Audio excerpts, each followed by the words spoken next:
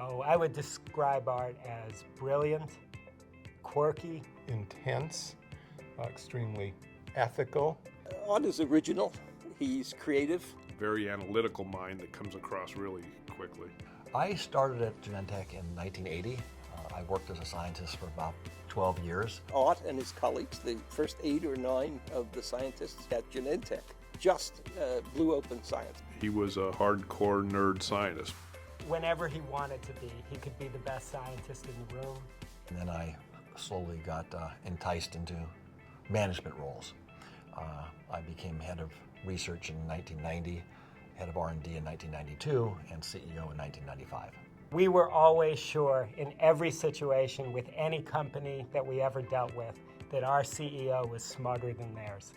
And for us, that was a source of real pride. Art ran Genentech by saying, if we do what's best for patients, we will do the right thing and we will do what's right for the business. He figured out of all that research and science and possible projects, which were the ones that would make a difference. Well, some of the drugs that we're all proud of during that time was the approval of Rituxan, Herceptin for breast cancer, Avastin for a variety of solid cancers, Lucentis for macular degeneration, Tarceva for a couple of different kinds of cancers.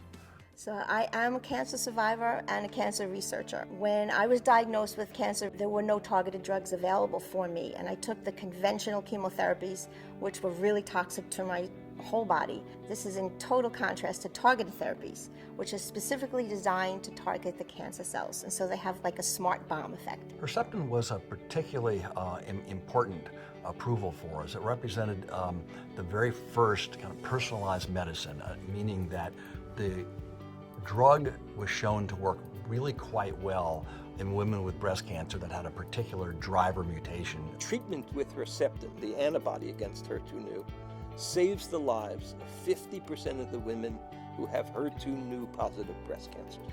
Herceptin is a game-changing drug that, 14 years after its launch is still an unchallenged and unqualified success for women. Cancer research is really trying now to focus on getting much better early detection methods, much more effective drug delivery methods, and we're trying to develop less toxic and more targeted therapies, such as those being produced by Genentech.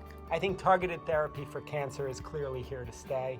I think we've had many successes in the last 15 years in this direction, and we can expect many more. Personalized medicine was pioneered in cancer treatment, and there's little doubt that Genentech led that revolution. Art was part of that, and an important part of that. Art really was our shining star. He really was the best of the best at Genentech. Legacy may be the drugs that Genentech developed, but I think it's kind of the whole package from my view, from scientist to leader to drug developer.